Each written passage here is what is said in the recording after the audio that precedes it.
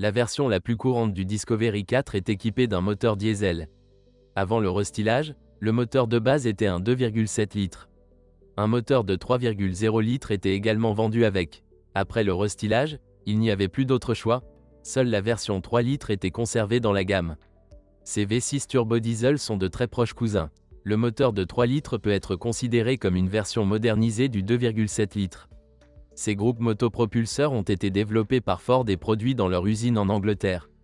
Le groupe PSA participe également à leur développement, qui les a installés sur ces grandes Peugeot et Citroën. Ces moteurs diesel V6 sont basés sur un bloc cylindre en fonte et disposent d'un entraînement par courroie de distribution. Sur le Discovery 4, le moteur de 2,7 litres est toujours équipé d'un seul turbocompresseur BorgWarner BV50. La version 3 litres est toujours biturbo, avec turbine Garrett GT1 444 et GTB1 749 VK. Le moteur diesel de 2,7 litres dispose d'un système de carburant de Siemens et celui de 3 litres de Bosch. Mais les deux options avec injecteur piézoélectrique et pompe d'injection de carburant sont entraînées par une courroie crantée séparée. Le problème le plus important et le plus coûteux de ces moteurs est la défaillance du vilebrequin. Ce problème peut être considéré comme la surprise la plus désagréable du Discovery 4. De nombreuses théories et opinions ont été exprimées à ce sujet. Nous sommes d'avis qu'il faut dans un premier temps faire le plein de 6,3 litres d'huile, et non 5,5 litres, qui correspondent au niveau le plus haut de la jauge. Le fait est que pour s'adapter au véhicule à traction intégrale, les ingénieurs ont changé le carter d'huile, mais n'en ont pas tenu compte lors de l'ajout de repères de niveau sur la jauge. Et, pire encore, ils ont fabriqué un long tuyau d'admission d'huile, 1 316 048, à travers lequel l'huile ne pénètre pas immédiatement dans la pompe après le démarrage du moteur. Les conditions se présentent pour une usure lente mais méthodique des doublures. Deuxièmement, ces moteurs diesel V6 ne sont pas bien adaptés aux huiles de classification A5, B5. La protection des roulements et des paires de friction sera généralement meilleure avec les huiles C3. D'ailleurs, tous les constructeurs, à l'exception de Land Rover, recommandent les huiles de la catégorie AC à C3, 5W30 ou 5W40. De plus, vous devez nettoyer les radiateurs et changer l'antigel tous les 2 à 4 ans. Et pour que ce soit vraiment bien, il ne faut pas se laisser emporter par les courses de dragster. On pense que le vilebrequin est encore trop faible pour une accélération maximale à partir de l'arrêt avec la pédale d'accélérateur enfoncée dans le plancher. Certains ateliers de réparation automobile recommandent de remplacer la pompe à huile, LR013487, à chaque remplacement de la courroie de distribution. Cela représente environ $240 pour une pièce de rechange d'origine. En général, avec des radiateurs propres et la bonne huile, ces moteurs peuvent parcourir plus de 500 000 km sans panne de vilebrequin. Leur turbine dure longtemps, mais pour prolonger considérablement la durée de vie de la turbine droite, vous devez installer un tube amélioré, LR087351, pour vidanger l'huile de sa cartouche. Un tel tube draine l'huile dans un canal du bloc cylindre, et non dans le carter, ancien. Trou du carter doit être bouché. Les vannes EGR causent des problèmes, les injecteurs de carburant sont coûteux à remplacer. Lorsque vous travaillez dans des climats glacials en mode autoroute, vous devez installer un bouclier recouvrant le refroidisseur intermédiaire, c'est la forte recommandation de l'usine. Le fait est que dans certaines conditions, l'humidité de l'air se condense dans le refroidisseur intermédiaire et peut y geler, ce qui empêchera le démarrage du moteur. Et si un tel moteur se réchauffe dans une boîte chaude, après le démarrage, il sirotera facilement l'eau du refroidisseur intermédiaire et mourra à cause d'un coup de bélier. Lors de l'inspection d'un Discovery 4 avec un moteur diesel, vous devez retirer le couvercle décoratif du moteur et inspecter l'unité à la recherche de traces d'huile. De l'huile peut être présente dans le bloc cylindre et s'échapper sous les couvercles de soupape et le long du joint d'huile avant du vilebrequin. Le niveau de liquide de refroidissement dans le réservoir doit correspondre à l'indicateur du tableau de bord, souvent le capteur de nivellement. Dans ce cas, vous devrez changer le vase d'expansion. Un chauffage d'appoint situé à côté du réservoir est présent sur tous les Discovery 4 diesel. Cette unité utile peut être effrayante avec de grandes quantités de fumée, c'est alors que sa chambre brûle. Mais le radiateur est presque entièrement réparable. 3.0 V6 suralimenté de 340 chevaux 306 PS. 5.0 V8 375 chevaux 508 pétanewtons. On ne trouve presque jamais de Discovery 4 avec des moteurs à essence.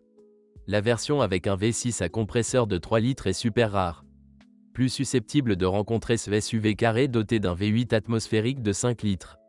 Croyez-le ou non, Le coût d'entretien d'un Discovery avec un V8 essence peut être encore inférieur à celui de la version diesel. Surtout si le diesel lui casse le genou. Le V8 de 5 litres est plus prévisible, n'a pas de turbo et est moins sujet aux fuites d'huile. Mais la consommation de carburant d'une telle voiture est le double de celle d'une voiture diesel. ZF6 HP 26 6e HP 28 6 vitesses. ZF8 HP 7085. On trouve parfois le Discovery 4 avec 6 vitesses. Transmission manuelle, mais la grande majorité des versions sont équipées d'une transmission automatique. Il s'agit soit d'un ZF à 6 vitesses, soit d'un 8 vitesses, celui-ci est doté d'une rondelle de sélection rétractable. Les deux transmissions sont fiables, mais non sans nuance. Filtre pour 6 et 8 étages. Des machines automatiques sont intégrées au carter, LR007474, LR02, 32, 94, elles peuvent être changées à chaque renouvellement d'huile. Certes, de telles palettes coûtent initialement jusqu'à 150 $. Une fois tous les 100 000 km, la traversée du câblage électrique, TZV 500010, LR06, 52, 37, doit également être changée. La transmission intégrale du Discovery 4 est fiable et peu gênante. Tous ces différentiels sont symétriques. Celle centrale est équipée d'une serrure. Un blocage de différentiel arrière est également fourni, mais pas dans tous les niveaux de finition. Les blocages de différentiel sont automatiquement activés en fonction du programme sélectionné dans le système Terrain Response. Boîte de transfert jumelée à 8 vitesses. La transmission peut être à un seul étage, c'est-à-dire sans rétrogradation. Ceux-ci n'ont pas de bouton LO et I sur la console centrale. Habituellement, avec des kilomètres de plus de 200 000 km, des taches d'huile apparaissent sur la boîte de transfert, ce sont des symptômes de joints qui fuient. De la buée sur les joints de boîte de vitesse apparaît après 300 000 km. Les boîtes de transfert pour les transmissions à 6 et 8 vitesses sont différentes. Selon la réglementation, l'huile de la boîte de transfert doit être changée tous les 120 000 km, cela comprend 1,5 litre d'huile pour engrenage de spécification GL5, d'une viscosité de 7,5 W90. La même huile peut être versée dans les boîtes de vitesse avant et arrière, respectivement en quantité de 0,65 et 1,25 litres, et doit être changée une fois tous les 10 ans. Toutefois, si la boîte de vitesse arrière est équipée d'un verrou, le volume d'huile est de 1,75 litres. Et il faut utiliser une huile spéciale, spécification BO 720 ou ses équivalents pour différentiel verrouillable. Son intervalle de remplacement est de 60 000 km. À propos, le moteur d'activation du blocage du différentiel arrière cesse souvent de fonctionner lors d'un trajet de plus de 400 000 km. En règle générale, cela est indiqué par des erreurs visibles uniquement lors du diagnostic. Mais le mode d'urgence de la transmission peut également être activé. L'actionneur de blocage de différentiel arrière d'origine, LR032711, coûte quelques milliers de dollars, l'analogue coûte environ 600 $. Mais il existe également des options pour les actionneurs avec des moteurs réparés. Il existe des cas d'usure des roulements de boîte de vitesse, principalement de la boîte de vitesse arrière. Le bourdonnement sous le fond peut être éliminé en remplaçant les roulements usés. L'arbre de transmission Discovery 4 possède deux joints homocinétiques à l'avant, suivis d'un roulement extérieur. Il n'y a qu'une seule traverse, la boîte de vitesse arrière. La traverse ne nécessite aucun entretien. Naturellement, avec de longues courses, le roulement extérieur, la traverse et les joints homocinétiques se fatiguent. Gronder, jouer dans les cannelures, morder, tout cela est complété par des secousses lors de la conduite ou du changement de direction. De tels cardans sont bien connus des services spécialisés qui remplacent toutes leurs pièces d'usure en quelques heures. Il existe de nombreuses options pour les joints homocinétiques, les araignées et les roulements de suspension appropriés. Le Discovery 4 dispose d'un frein à main électromécanique. Son actionneur, LR072318, est situé entre le soubassement et le berceau arrière. L'actionneur tire les câbles du tambour de frein de stationnement situé dans les freins des roues arrière. Disons tout de suite que les stations-service spécialisées pour SUV britanniques rétablissent la fonctionnalité du module de frein à main en littéralement 1 heure, sans le retirer de la voiture. Les problèmes avec l'actionneur commencent en raison de l'étirement des câbles, LR018469 et LR018470, de leur blocage ou de leur rupture. Tout cela conduit à un blocage d'urgence de l'actionneur et même au fait que le moteur ne démarre pas, car l'unité de commande située dans le frein à main est reliée à l'antidémarrage. Oui, vous avez bien compris, en cas de dysfonctionnement de l'actionneur du frein de stationnement, le moteur ne démarre pas. Certes, dans les premières minutes, vous pouvez appuyer sur le bouton du frein à main, il y a de fortes chances que l'actionneur se déverrouille. D'ailleurs, Le câble de déverrouillage d'urgence du frein à main se trouve sous les porte-gobelets. Mais parfois, peu importe combien vous tirez dessus, le mécanisme ne se débloque pas. La suspension pneumatique du Land Rover Discovery 4 est très fiable. Les ressorts pneumatiques durent plus de 200 000 km et sont réparables. Les ressorts pneumatiques arrière d'origine sont dotés d'anthères qui protègent la jambe d'amortissement de la saleté et de l'humidité, et donc de la corrosion. Il n'y a pas de « bas » sur les ressorts pneumatiques avant, et c'est en vain. Les propriétaires de Discovery 4 sont conscients depuis longtemps de cet inconvénient et installent des anthères adaptées. Les ondulations des ressorts pneumatiques arrière de l'Audi Q7 et du VW Touareg conviennent ici. Il existe également des bottes spécialement fabriquées, RBG 500010. Mais ils seront utiles si la partie inférieure de la jambe d'amortissement n'est pas sale ou endommagée par la corrosion. Les cloques de rouille sont essuyées et découpées à travers le ballon en caoutchouc de la jambe de force. Le compresseur d'air est situé en bas, à côté du cadre, devant la roue arrière gauche. Il est recouvert d'un bouclier en plastique dans lequel des monteurs de pneus inexpérimentés peuvent poser le cric. Dans le meilleur des cas, le support du compresseur se pliera. Au pire, il se fera écraser par un cochonnet. Ces voitures sont équipées de compresseurs Hitachi, LR023964 ou AMK, version ultérieure. Parallèlement au moteur électrique, ces compresseurs disposent d'un récipient contenant un déshydratant, du gel de silice, qui doit être changé tous les 2 ans. Le système pneumatique comporte 3 blocs de valves, pour les jambes de force avant, RVH 000095, arrière, RVH 000055, et près du récepteur, RVH 000046. Chaque original coûte entre 300 et 500 $, bien qu'il existe de nombreux substituts moins chers. Les blocs de vannes sont faciles à retirer et entièrement démontables, et il faut les démonter pour lubrifier les joints des valves. Pour cela, on utilise soit du silicone épais, soit un lubrifiant sec adapté. Certes, vous devez savoir comment démonter chaque valve, où est quel élastique lubrifier, comment étirer le ressort, ou nettoyer quel trou de la poussière. La poussière ne vient pas ici de l'atmosphère, mais d'un récipient contenant du gel de silice. Mais en général, l'entretien des vannes permet d'éviter des problèmes coûteux. La crémaillère de direction du Discovery 4 est hydraulique et n'est pas différente. Au bout de 200 000 km, elle demande souvent une grosse révision. Tout commence par de la buée sous le coffre droit. Dans ce cas, un jeu dans la crémaillère dans ses guides peut déjà se faire sentir. Parfois, une fuite apparaît dans le flexible de pression du système hydraulique, LR057239. Si le volant de cette voiture commence à mordre, le coupable est le plus souvent la traverse inférieure de l'arbre de direction. À la place de celle d'origine, vous pouvez installer une traverse non originale. Le Discovery 4 est doté d'une suspension avant à double triangulation. Les principaux consommables ici sont les silent blocks de l'avant-bras. Ces blocs silencieux, RBX 500432 et RBX 500531, coûtent 30 $ et 50 $ à l'origine. C'est comme si le constructeur ne les vendait délibérément pas à un prix élevé afin que les propriétaires de ces voitures n'aient pas à souffrir de véhicules non originaux. Typiquement, ces silent blocks doivent être changés tous les 75 000 km voire plus souvent.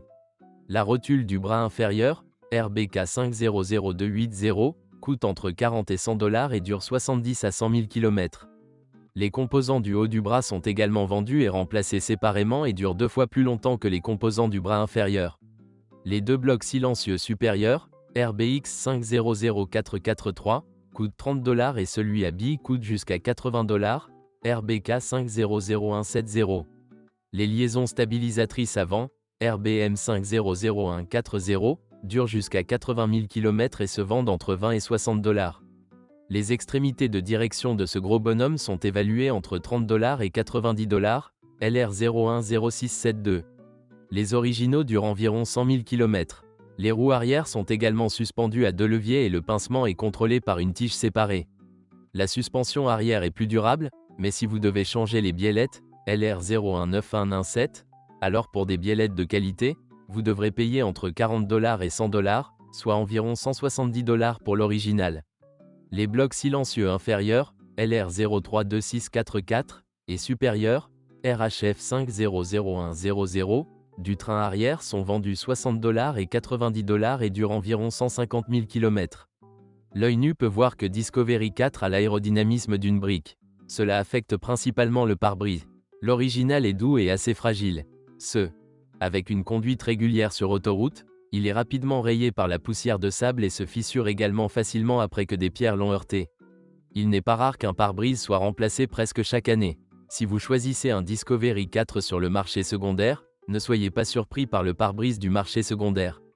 Une calandre, des phares et un pare-chocs ébréché sont une image typique après plusieurs années d'utilisation sur des routes très fréquentées. Dans des conditions où de nombreux grains de sable et de cailloux volent sous les roues d'autres voitures. Si votre Discovery 4 est équipé de marchepieds latéraux, veillez à les déneiger en hiver. Le fait est que lorsque la porte est fermée, la moulure en plastique inférieur ramasse la neige sous elle et au moment du claquement, elle se détache simplement. En gros, les moulures inférieures de la porte tombent littéralement si quelque chose de dur passe en dessous. Les marchepieds eux-mêmes peuvent être laissés sans moulure décorative externe, le modèle original en possède une s'il se coince dans un obstacle hors route.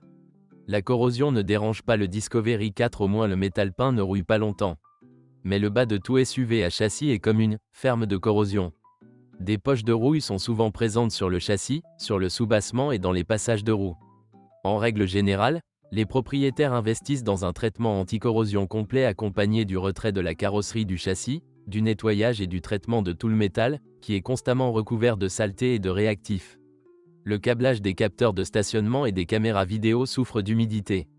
Le servomoteur d'essuie-glace arrière cesse de fonctionner en raison de l'aigreur de l'arbre sur lequel la laisse est fixée. Habituellement, tout va bien avec la boîte de vitesse et la lubrification, mais l'arbre à proximité immédiate du conducteur se corrode. Le servot d'essuie-glace arrière peut être facilement retiré, un extracteur pour les bras est nécessaire, et démonté. Le nettoyage et l'ajout d'un nouveau lubrifiant résoudront définitivement le problème. Il existe un nouveau type d'entraînement d'essuie-glace arrière, DLB 500074. De cette façon, l'arbre est mieux protégé de l'humidité. Mais une telle pièce coûtera 230 $. La roue de secours du Discovery 4 est suspendue dans le porte-à-faux arrière.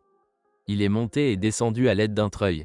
L'hexagone du treuil traverse le bas du coffre et est tourné à l'aide d'une clé pour écrou de roue. Au bout de 200 000 km, le Discovery 4 a commencé à avoir des problèmes de serrure de porte. Les actionneurs de serrure sont électromécaniques, avec 2 moteurs chacun. Les balais de charbon de ces moteurs s'usent tout simplement. Ils arrêtent de travailler. En conséquence, la serrure ne s'ouvre pas ou ne se verrouille pas. Pour accéder à la serrure, il faut démonter minutieusement la porte, retirer la garniture, le trapèze du lève-vitre et même la poignée extérieure. Les moteurs ou les porte-balais peuvent être achetés sur les marchés chinois. Si la serrure du coffre ne fonctionne pas du premier coup ou si de fausses alarmes apparaissent, le problème vient du bouton. Dans l'original pour Discovery 4, le bouton est livré avec un bloc de verrouillage. Cependant, le bouton en lui-même est exactement le même que sur le Freelander 2, LR079909. Cela coûte entre 20 et 60 $. Plus rarement, l'actionneur de serrure de porte arrière tombe en panne. L'actionneur est installé dans le ventail inférieur. En raison de sa défaillance, la serrure ne se déverrouillera pas. La porte du haut ne s'ouvre pas. Si, lorsque vous essayez de déverrouiller la porte arrière, vous entendez un bourdonnement vigoureux provenant de l'actionneur, il est fort probable que l'extrémité du câble que tire l'actionneur soit cassée. Le nouvel actionneur peut être acheté dans le catalogue Ford, 2S6T432A98AF, et propose également de nombreux analogues bon marché. Vous pouvez également ouvrir le boîtier d'un actionneur défectueux pour remplacer le moteur électrique qui s'y trouve. De plus, vous pouvez placer un câble sous la garniture du coffre pour l'ouverture d'urgence de la porte arrière. Vous pouvez également trouver un kit pour installer une clé mécanique permettant d'ouvrir le coffre de l'intérieur. Ce n'est pas un réglage supplémentaire si le propriétaire du Discovery 4 passe la nuit dans son immense coffre en voyage. Ce treuil est extrêmement inefficace, il peut devenir inutilisable même si vous faites tout conformément aux instructions. Son câble doit être en charge, sous tension, lors de la rotation. Sinon, c'est-à-dire sans charge, le câble provoque facilement le coincement de son tambour en plastique, sur lequel il est enroulé. Autrement dit, si vous avez démonté la roue de secours et que vous ne comptez pas accrocher temporairement l'autre roue dans le porte-à-faux arrière, il vaut mieux ne pas tordre le câble, mais le fixer temporairement au bas avec des attaches en plastique. Si le tambour du treuil commence à se coincer et que vous appliquez une force excessive, le carré sur l'arbre d'entraînement du tambour se casse facilement, la plaque d'entraînement du treuil est très fragile. En général, probablement la moitié du Discovery 4 a un treuil amélioré ou réparé d'une manière ou d'une autre.